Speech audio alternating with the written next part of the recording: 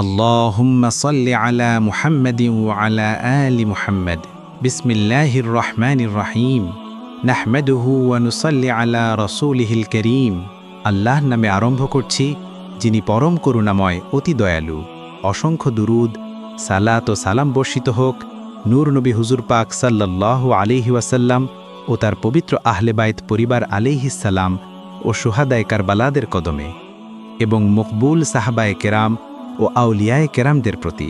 আল্লাহর প্রিয় হাবিব সাল্লাল্লাহু আলাইহি ওয়াসাল্লামের পিতামাতার মাধ্যমে নূর হিসাবেই দুনিয়াতে আবির্ভূত হয়েছেন, কিন্তু তার আগমনের ধরন ছিল ভিন্ন রকম।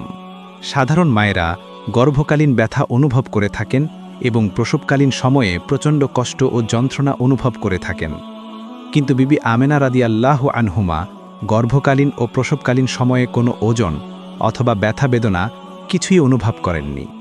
অন্যান্য মায়েদের প্রসবকালীন সময়ে প্রচুর রক্তক্ষরণ হয়, কিন্তু নবীজির মায়ের এ অবস্থা ছিল না, বরং তার থেকে বের হয়েছিল একটি নূর যা মক্কা ভূমি থেকে সিরিয়া পর্যন্ত আলোকিত করেছিল। সে নূর ছিল নবী করিম সাল্লাল্লাহু আলাইহি ওয়াসাল্লাম এর নূরে মুবারক। অন্যান্য সন্তানগণ মায়ের নাভির মাধ্যমে গর্ভে খাদ্য গ্রহণ করে থাকে এবং ভূমিষ্ঠ হওয়ার পর তাদের নাভি কাটা হয়, কিন্তু নবী করিম সাল্লাল্লাহু আলাইহি ওয়াসাল্লাম পবিত্র মায়ের নাভির সাথে যুক্ত ছিলেন না, বরং নাভি কর্তৃত অবস্থায় ভূমিষ্ঠ হয়েছেন। অন্যান্য সন্তানগণ রক্তমাখা অবস্থায় ভূমিষ্ঠ হয়, কিন্তু নবী করিম সাল্লাল্লাহু আলাইহি ওয়াসাল্লাম পবিত্র অবস্থায় ভূমিষ্ঠ হয়েছেন। অন্যান্য সন্তানগণ উলঙ্গ ও খতনাবিহীন অবস্থায় জন্মগ্রহণ করে, কিন্তু নবী করিম সাল্লাল্লাহু আলাইহি ওয়াসাল্লাম বেহেশতি লেবাস পরিহিত, সুরমা মাখা চোখ ও খতনাকৃত অবস্থায় জন্মগ্রহণ করেছেন। নবী করিম সাল্লাল্লাহু আলাইহি ওয়াসাল্লাম ইরশাদ করেছেন, আনাস রাদিয়াল্লাহু আনহু থেকে বর্ণিত, তিনি বলেন, রাসূল সাল্লাল্লাহু আলাইহি ওয়াসাল্লাম বলেছেন, আল্লাহ জাল্লা জাল্লালুহুর পক্ষ থেকে আমার মোজেজা হলো আমি খতন অবস্থায় জন্মগ্রহণ করেছি এবং জন্মকালে কেউ আমার সতর দেখেনি। বেদায়া অন নেহায়াত নিহায়া, দ্বিতীয় খণ্ড, 261 পৃষ্ঠা, পুরাতন ছাপা। মাদারিজুন নবুয়াত কিতাবে এর বিস্তারিত বিবরণ রয়েছে। অন্যান্য সন্তানগণ ভূমিষ্ঠ হয়ে ওয়া ওয়া হুয়া করে চিৎকার দেয়, কিন্তু নবী করিম সাল্লাল্লাহু আলাইহি ওয়াসাল্লাম ভূমিষ্ঠ হয়েই প্রথমে সিজদা করেন এবং পরে শুদ্ধ আরবি ভাষায় আশহাদু আল্লা ইলাহা ইল্লাল্লাহু ওয়া আন্নী রাসূলুল্লাহ কালেমা শরীফ পাঠ করেছিলেন। আল্লামা দিয়ার বিক্রির তারিখুল খামিস ও সুয়েতির খাসাইসে কুবরা। সুতরাং নবী করিম এর ভূমিষ্ঠ হওয়ার প্রকৃতি ভিন্ন ধরনের হওয়াই স্বাভাবিক। আল্লাহ যাকে যেভাবে ইচ্ছা সৃষ্টি করতে পারেন। তোমরা কি জানো না কিভাবে আদম হাওয়াকে চিরাচরিত নিয়মের ব্যতিক্রমধর্মী নিয়মে পয়দা করেছেন? হজরত ঈসা আলাইহিস সালামকেও চিরাচরিত নিয়মের বিপরীত ব্যবস্থায় শুধু মায়ের গর্ভে বীর্য ছাড়া পয়দা করেছেন। সুতরাং নবী করিম সাল্লাল্লাহু আলাইহি সাল্লামকে ভিন্ন নিয়মে ভূমিষ্ঠ করানো অসম্ভব হবে কেন? আব্দুল আউয়াল জৌনপুরী।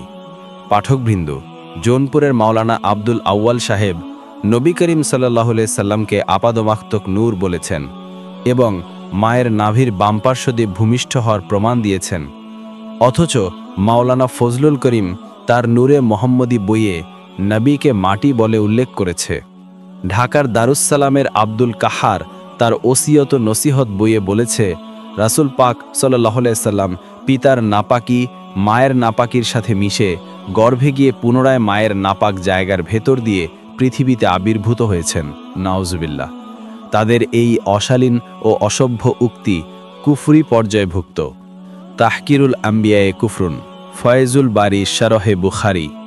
আমরা এখানে জৌনপুরের মাওলানা আব্দুল আউয়াল জৌনপুরী ও দারুস-সালামের আব্দুল কাহার গংদের মধ্যে তুলনা করলে দেখতে পাব, একজনের কথা সুপ্রমাণিত ও নূরে ভরপুর এবং অন্যজনের কথা দুর্গন্ধময় ও কুফরিতে ভরপুর এবং প্রমাণবিহীন।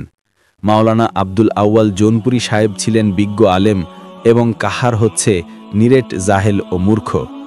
और মোহাম্মদিয়া তরিকার সিলসিলার মধ্যে ফুরফুরার চেয়ে অনেক উপরে জৌনপুর, এ কথা কোনো সমালোচকও স্বীকার করতে বাধ্য। মজার ব্যাপার হলো, মাওলানা আব্দুল আউয়াল জৌনপুরী সাহেব যে পীরের সিলসিলাভুক্ত, অর্থাৎ সৈয়দ আহমদ বেরেলভির তরিকায় মোহাম্মদিয়া, সে তরিকারই একজন অধস্তন স্বঘোষিত পীর আব্দুল কাহার কিভাবে কোনো প্রমাণ ছাড়াই নাপাক স্থান দিয়ে ভূমিষ্ঠ হওয়ার এমন কুৎসিত বিবরণ দিতে পারল? তার মা সম্পর্কে যদি কেউ এমন অশ্লীল উক্তি করে তাহলে তার মনে কি কষ্ট আসবে না? নিশ্চয়ই আসবে।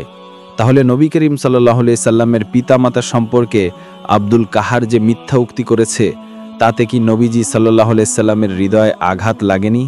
নিশ্চয়ই লেগেছে, কেননা তিনি হায়াতুন নবী।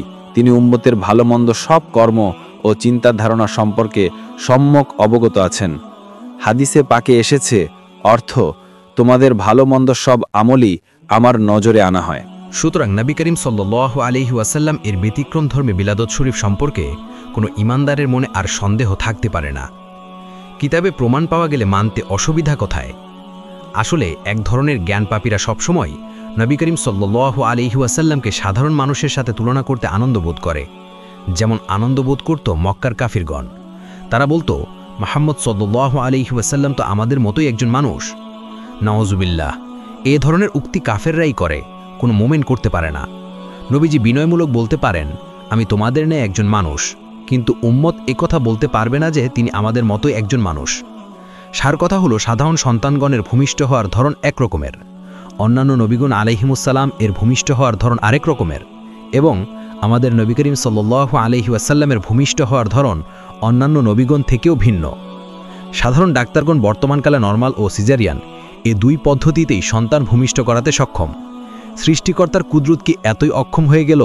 নাউজুবিল্লাহ। নবীগণের জন্ম, মৃত্যু ও জীবন পদ্ধতি সাধারণ মানুষের চেয়ে উন্নত ধরনের হওয়াই যুক্তিযুক্ত। সবকিছু যদি সাধারণ মানুষের ন্যায় হতো তবে তাদেরকে মহামানব বলা হতো না। আল্লামা শরফুদ্দীন বুসিরি, যিনি নবীজির শানে কসিদায় বুর্দা লেখে দুরারোগ্য প্যারালাইসিস থেকে আশ্চর্যজনকভাবে মুক্তি লাভ করেছিলেন, তিনি তার কসিদায় বলেছেন, মুহাম্মদ সাল্লাল্লাহু আলাইহি ওয়াসাল্লাম মানবজাতি হয়েও কোনো মানুষের মতোই নন, যেমন ইয়াকুত পাথর হয়ে অন্য কোনো পাথরের মতো নয়। কসিদায় বুর্দা শরীফ। নবীজির হাকিকত পরিচয় দিয়ে জনৈক উর্দু কবি বলেছেন, অর্থাৎ, হে প্রিয় রাসূল সাল্লাল্লাহু আলাইহি ওয়াসাল্লাম, আপনি তো খোদা নন যে খোদা বলবো। আপনি বলে দিন আপনাকে কি নামে আখ্যায়িত করব, কেননা ঊর্ধ্ব জগতেও আপনার মতো কেউ নেই এবং জমিনেও আপনার মতো কেউ নেই, অর্থাৎ আপনার উদাহরণ আপনি। নূরের ফেরেশতা যে সীমায় গেলে জ্বলে পড়ে যায়, সেখানে আপনি নিরাপদে বিচরণ করেছেন। বুঝা গেল তিনি মাটির দেহধারী ছিলেন না, বরং তিনি ছিলেন নুরানি মহামানব। ভিডিওটি এখানেই শেষ করছি। আল্লাহ হাফেজ।